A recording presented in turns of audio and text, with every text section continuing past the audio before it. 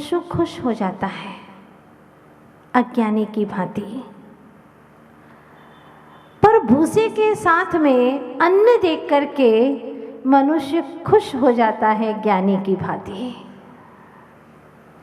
है दोनों चीजें वही, लेकिन दृष्टि किसके किसके ऊपर है। भूसा देख करके, अनाज के साथ में भूसा है, उसकी दृष्टि भूसे पर है और देख करके बड़ा खुश हो जाता है पशु कि मेरा भोज्य पदार्थ मुझे मिल गया। किंतु मनुष्य भूसी को देख करके खुश नहीं होता, अनाज को देख करके, भूसे के साथ में अन्न को देख करके मनुष्य खुश हो जाता है ज्ञानी की भांति। बस ये संसार भी ऐसा ही है। इस संसार में भी दो तरह के लोग हैं, ज्ञानी और अज्ञानी। ज्ञानी जीव सार सार को ग्रहण कर लेता है और जो थोथा है, अप्रयोजनभूत तत्व है, उसे छोड़ देता है।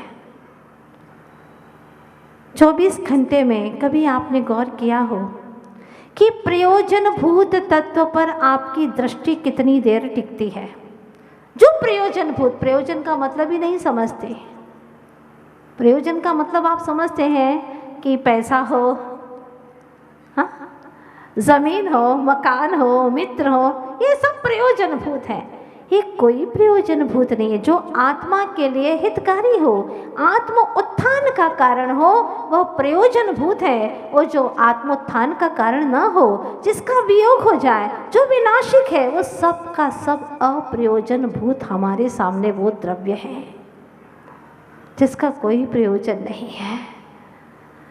24 घंटे में ये दृष्टि अप्रयोजनभूत तत्वों पर ही जाती है।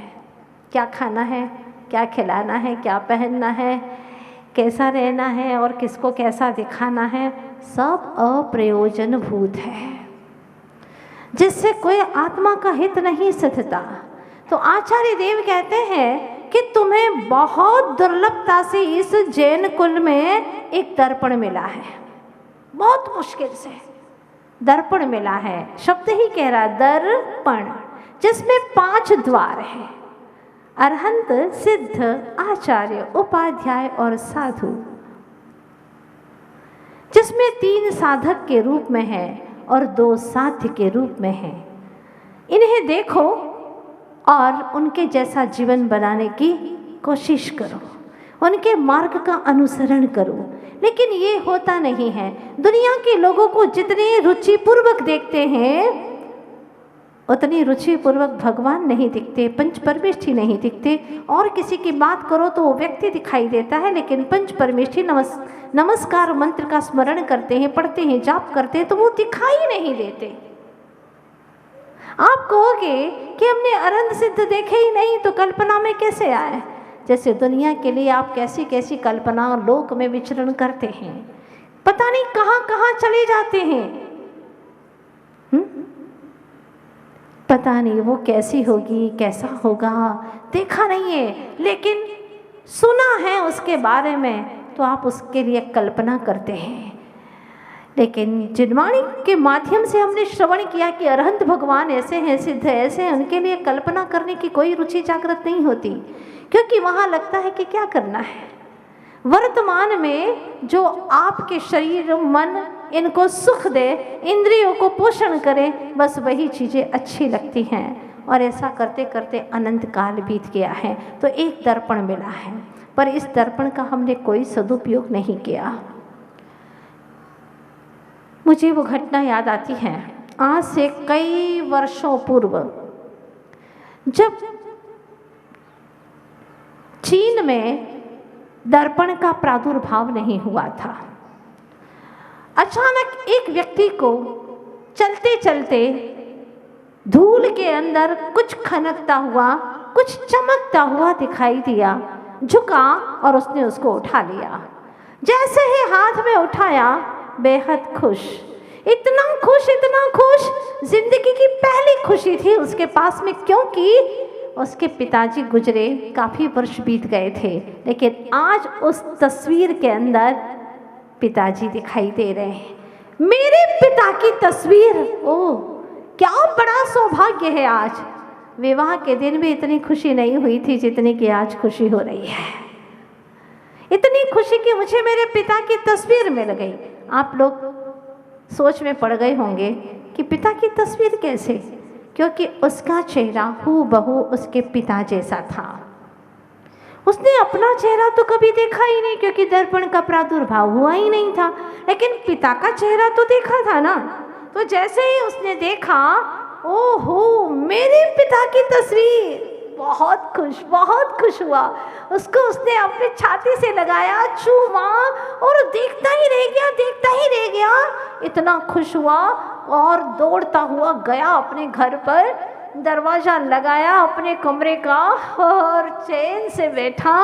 उसको निहारता रहा, आप पलक निहारता रहा। जो कई वर्षों के बाद में पिता की तस्वीर हाथ में आई थी, वो कैसे ना खुश होता, बहुत खुश था। उसने उसको अच्छे से साफ किया। आप लोग भी तो चेहरे में दर्पण में देखते हैं ना चेहरा, हाँ क्या करते हैं,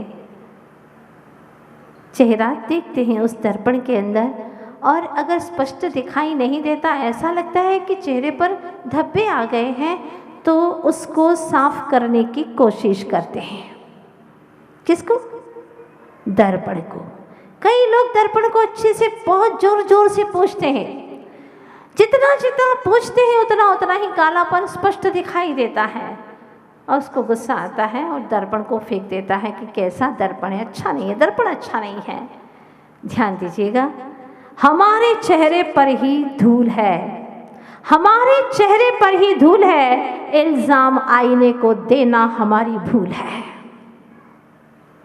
आईने को दोषारोपण करना कि ये अच्छा नहीं है, ये हमारी भूल है, क्योंकि हमारे चेहरे पर ही धूल है, कालापन है, धब्बे हैं, वो हमारे चेहरे पर। और जितना दर्पण साफ करेंगे उतने ही धब्बे स्पष्ट दिखाई देंगे। धब्बों को साफ करना था, उसको स्वच्छ करना था, और करने लगे दर्पण को, और यही हो रहा है। बाहर के साधनों में लोग लगे हुए हैं, अपनी साधना की ओर कोई दृष्टिपात नहीं कर रहे हैं, अपने परिणामों की ओर कोई दृष्टिपात नहीं कर रहे हैं। आचार्य भगवान कहते हैं, अनंत काल बीत गया, बीज नहीं है तो जलधार बहाने से क्या होगा, बीज नहीं है तो जलधार बहाने से क्या होगा, जीवन नहीं है तो मुर्दे को सजाने से क्या होगा। बाह्य को छोड़ पहले मूल को सुस्थिर करो, अगर लक्ष्य नहीं है तो रफ्तार बढ़ाने से क्या होगा। चाहे कितने साधन इकट्ठे कर लो, कितने ही मंदिर बना लो, संत भवन बना लो, लेकिन कर्मों का अंत होने वाला नहीं है। अगर परिणामों में विशुद्धि नहीं आई, तत्व ज्ञान नहीं आया, भेद ज्ञान नहीं आया, इसके बिना सम्यक दर्शन नहीं हो सकता। सभी आचार्यों का एक मत है। इसीलिए साधन एकत्रित इसलिए कर रहे हैं कि मैं अपनी साधना कर सकूं। साधन इकट्ठे करने में क्या लगता है, पैसा फेंको और साधन इकट्ठे कर लो बस। लेकिन परिणामों को विशुद्ध करने के लिए भवांतर बीत जाते हैं, परिणामों की विशुद्धि हो नहीं पाती। ये दर्पण मिला है हमें भी, जैसे उस व्यक्ति को मिला। और क्या हुआ, आगे की कहानी सुनना चाहते हो? सुनिएगा। ये किसी व्यक्ति की कहानी नहीं है, ये हम सब की कहानी है। जब व्यक्ति को दर्पण मिला, अपने कक्ष में गया, उसको साफ सुथरा किया, देखता रहा, और संदूक के अंदर कपड़ों के तह के भीतर संभाल करके सुरक्षित करके बंद कर दिया।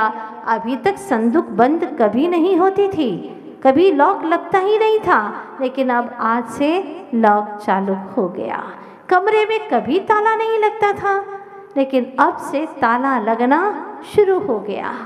ऑफिस से आता, कमरे में जाता, घंटों निहारता, पिता की याद करता। अब पत्नी को कुछ नहीं मालूम कि आखिर माजरा है क्या चल रहा है। सोचने लगी कि पहले ऑफिस से आते, मुझसे बात करते, सुख दुख की बातें करते, लेकिन न जाने क्या हो गया इन्हें कि जब भी आते हैं ऑफिस से, तब भी ऑफिस जाते हैं, तब भी साकल बंद करते हैं और अंदर में पता नहीं चुप्पी साध करके क्या करते, कुछ तो दाल में, बोलो ना, काला है, कुछ तो दाल में काला है, गड़बड़ है कुछ ना कुछ तो। अब संदेह आ गया। देह वालों को ही संदेह होता है, जो देह वाले हैं ही नहीं, विदेह हैं, उन्हें संदेह कैसा।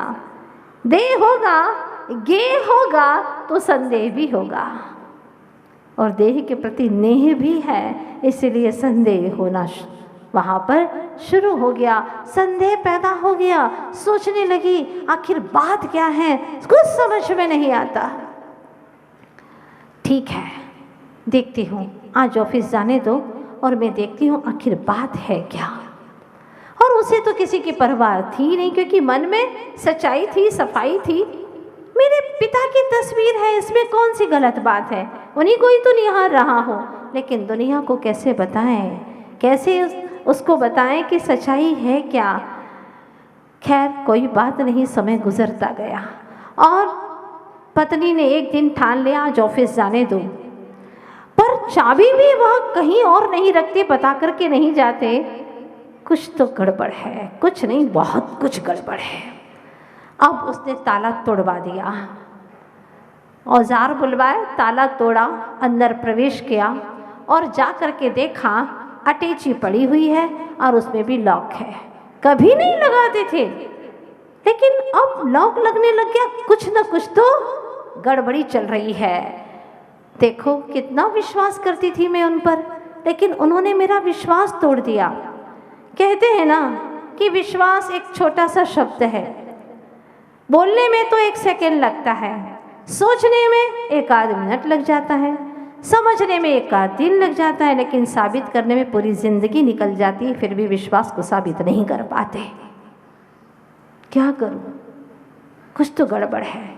तोड़ दिया अटैची, लॉक तोड़ दिया, खोल दिया उसको, और खोला तो कुछ दिखाई नहीं दे रहा है। कपड़े हैं और तो कुछ दिखाई नहीं दे रहा, लेकिन है तो गड़बड़।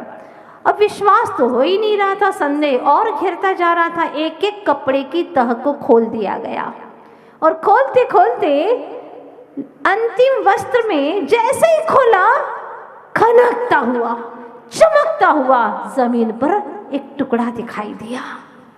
एक टुकड़ा, इतना सा टुकड़ा, चौकोर टुकड़ा, चमकता हुआ। अच्छा ये टुकड़ा है, क्या चीज़ है ये? उठा करके देखा उसने, और जैसे ऐसे करके देखा आंखों से, ओहो ये बात है। अब समझ में आई, ये बात है, इतनी सुंदर स्त्री के चक्कर में पड़े हैं। अब समझ में आया। वही मैं सोच रही थी कि आखिर ऐसा तो कभी नहीं करते थे। ऑफिस जाते आते मुझसे कितने प्रेम से बात करते, आजकल तो वक्त ही नहीं मिलता, घंटों घंटों सुंदर स्त्री का चक्कर पड़ गया है। अब समझ में आ गया, पता नहीं कौन है ये स्त्री जिसने मेरा सारा घर बर्बाद कर दिया। देखती हूँ, पता लगा के ही रहूंगी कि आखिर है कौन ये सुंदर स्त्री, क्योंकि उसने भी, बेचारी ने कभी अपना चेहरा देखा ही नहीं था, दर्पण का प्रादुर्भाव ही नहीं था, देखती कैसे।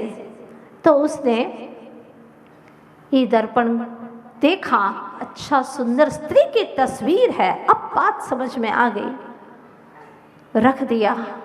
अब उसने भी ठान लिया कि जब तुम्हें मुझसे कोई मतलब नहीं है, बनाएगी वो सुंदर स्त्री भोजन तुम्हारे लिए, करेगी सारी सेवा तुम्हारी, मुझे क्या पड़ी, मैं तो कुछ करने वाली नहीं हूँ।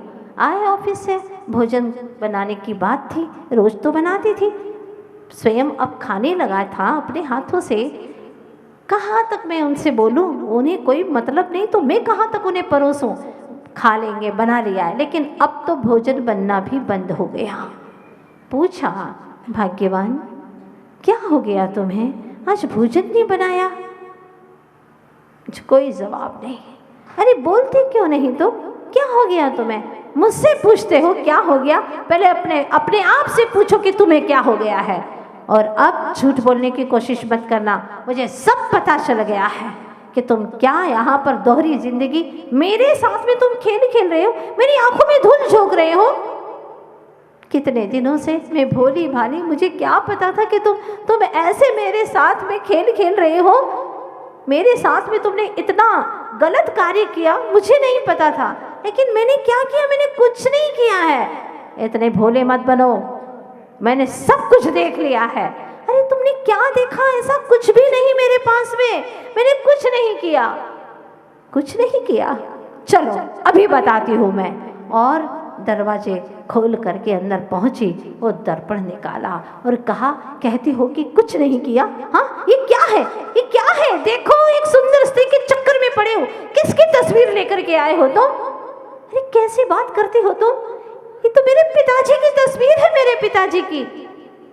झूठ बोलती शर्म नहीं आती तुम्हें? हाँ। और लड़ाई झगड़ा शुरू हो गया, विवाद चालू हो गया। अब करें तो क्या करें?